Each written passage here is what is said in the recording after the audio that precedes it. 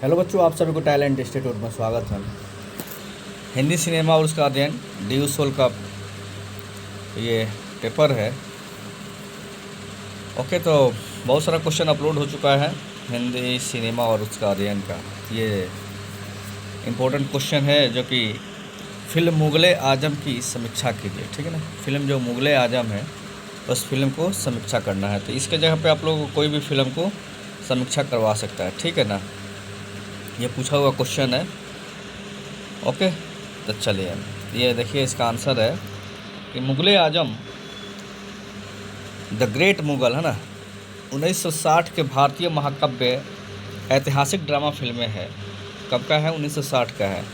आसिफ द्वारा निर्देशित और सापुरजी पोलोनजी द्वारा निर्मित है। पृथ्वीराज कपूर, मधुबाला, दुर्गा खोटे और दिलीप कुमार अभिनीत यह मुग़ल राजकुमार सलीम, जो बाद में जहांगीर बन गया, और अनारकली एक दरबारी नर्तक के बीच प्रेम संबंध का अनुसरण करता है। सलीम के पिता सम्राट अकबर रिश्ते का अस्वीकार कर देते हैं, जिससे पिता और पुत्र के बीच युद्ध होता है। ठीक है ना, जब सलीम के पिता सम्राट अकबर ने उस जो नर्तकी जो थी उसके साथ रिश्ता के लिए मना कर देते हैं, तो उन दोनों के बीच क्या होता है भाई? युद्ध होता है।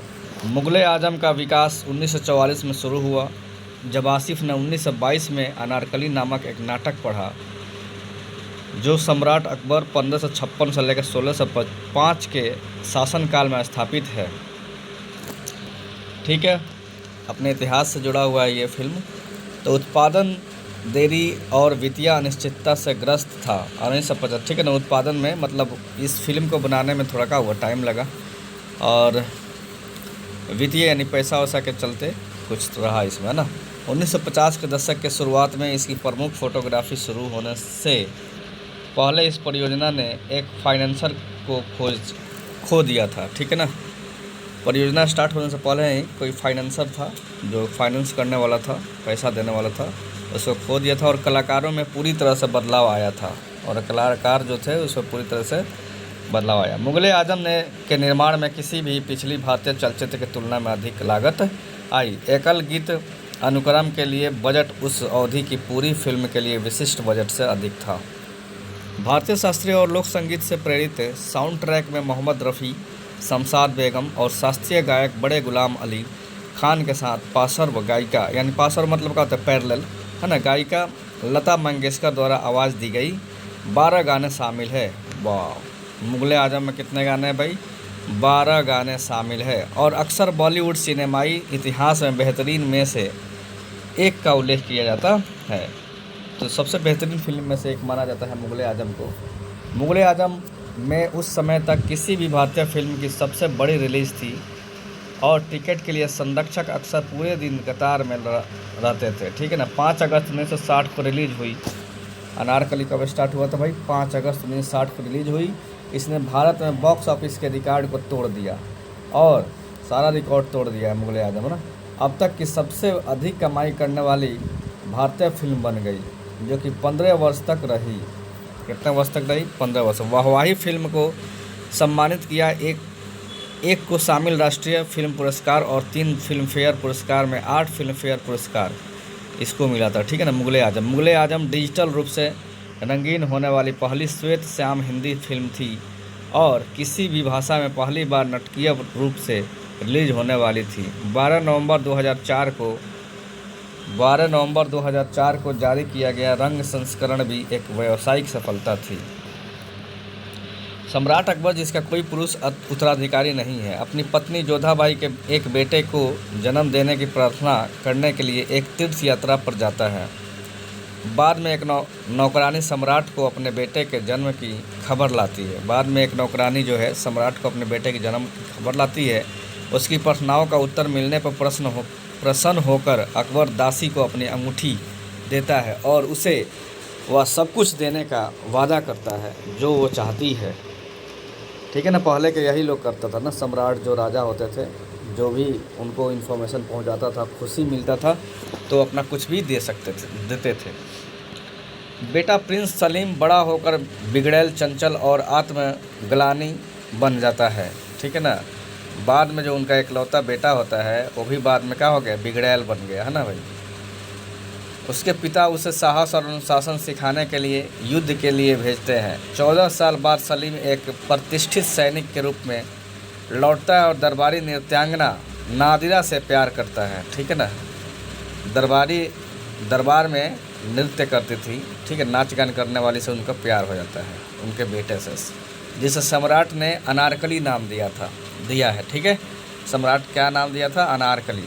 किसका नाम दिया था, नादिरा को, है ना, जिसका अर्थ है अनार का फूल, ठीक है। रिश्ते की खोजें ईर्ष्यालु बहार ने की, जो एक उच्च पद की नर्तकी है, जो चाहती है कि राजकुमार उससे प्यार करे ताकि वह एक दिन रानी बन सके, ठीक है ना। और नर्तकी जो थी वो भी चाहती थी कि राजकुमार जो है, जो अकबर के जो बेटे हैं सलीम, वो हमसे प्यार करें और एक दिन हम रानी बन जाए।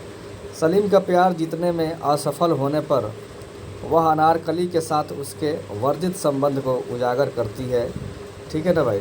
अब सलीम का प्यार नहीं जीत पाई तो उसके साथ जो भी रिलेशन था उसको उजागर करती है। सलीम अनारकली से शादी करने की विनती करता है, ठीक है ना। सलीम जो है अनारकली से शादी करने के लिए क्या करता है, विनती करता है, लेकिन उसके पिता ने मना कर दिया और उसे कैद कर लिया, ठीक है ना। तो सम्राट अकबर ने क्या कर दिया, मना कर दिया कि शादी नहीं होगा। उसके इलाज के बावजूद तो फिर अनारकली ने सलीम को अस्वीकार करने से इनकार कर दिया, है ना। फिर उसका इलाज हुआ, अनारकली ने सलीम को अस्वीकार करने से क्या कर दिया भाई, इनकार कर दिया, जैसा कि अकबर मांग करता है। अकबर मान रहा था कि तुम कह दो कि शादी नहीं करेंगे, लेकिन वो नहीं मानती है। सलीम विद्रोह करता है और अकबर का सामना करने और अनारकली को बचाने के लिए एक सेना इकट्ठा करता है। युद्ध में हारने के बाद सलीम को उसके पिता ने मौत की सज़ा सुनाई है, लेकिन कहा जाता है कि अगर अनारकली जो अब छिपी हुई है तो उसकी जगह मरने के लिए सौंप दिया जाता है तो सज़ा रद्द कर दी जाएगी, ठीक है ना। अगर अनारकली को सौंप दिया जाता है, ठीक है ना, मरने के लिए, तो फिर उनके बेटों का सज़ा क्या हो जाएगी, रद्द कर दिया जाएगा। अनारकली राजकुमार की जान बचाने के लिए खुद को त्याग देती है और उसे जिंदा दफनाकर मौत की सज़ा दी जाती है। और फिर अनारकली को जिंदा दफनाने के लिए फिर मौत की सज़ा दी जाती है। अपनी राजा सज़ा सुनाए जाने से पहले वह सलीम के साथ उसकी बनावटी पत्नी के रूप में कुछ घंटे बिताने को भीख मांगती है। फिर कह रही है कि मरने से पहले हमारी इच्छा है कि हम सलीम के बीवी के रूप में कुछ घंटे बिताएं, है ना। उसका अनुरोध स्वीकार कर लिया गया है क्योंकि वह सलीम को दवा देने के लिए सहमत हो गई है ताकि वह उसकी कब्र में हस्तक्षेप न कर सके। जैसे अनारकली को घेरा जा रहा है, अकबर को याद दिलाया जाता है कि वह अभी भी उसकी माँ का एहसानमंद है, क्योंकि वह थी जिसने उसे सलीम के जन्म की खबर दी थी, ठीक है ना। अब फिर अकबर को एहसास दिलाया जाता है कि वो इसकी बेटी है जो आपको पहली बार आपको बेटे का समाचार लेकर आई थी। अनारकली की जो माँ थी अपनी बेटी की जान की गुहार लगाती है। सम्राट का हृदय परिवर्तन है,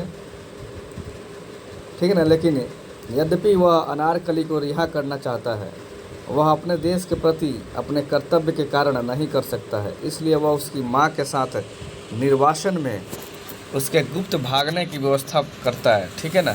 अब भगाने की चेष्टा करा जा रहा है, देखिए, लेकिन मांग करता है कि जोड़ी स्पष्टता में रहे और सलीम को कभी पता न चले कि अनारकली कभी भी जीवित है। और इस शर्त पे भगाया जा रहा है कि कभी भी सलीम को ये पता नहीं होना चाहिए कि अनारकली जिंदा है। उर्दू नाटककार इम्तियाज़ अली ताज 1982 में सलीम और अनारकली की प्रेम कहानी के बारे में एक नाटक लिखा है। इस तथ्य पर की तुलना में एक 16वीं सदी कथा पर आधारित है। जल्द ही एक स्टेज संस्करण तैयार किया गया और स्क्रीन संस्करण का अनुसरण किया गया। आर्द्रश्री ईरानी ने 1927 में एक मुख्य फिल्म अनारकली बनाई और 1935 में इसे धौनी के साथ बनाया। 1940 के दशक के शुरुआत में अनारकली की कहानी ने निर्माता सिराज अली हकीम और युवा निर्देशक आसिफ करीमुद्दीन आसिफ को प्रेरित किया एक और फिल्म रूपांतरण करने के लिए, जिसे वे मुग़ल आजम शीर्षक देंगे। उन्होंने पटकथा और संवाद विकसित करने के लिए 4 उर्दू लेखकों की भर्ती की। अमान जिन्नत अमान के पिता, जिन्हें अमानुल्लाह खान के नाम से भी जाना जाता है, वजाहत मिर्ज़ा कमाल अमरोही और एहसान रिजवी।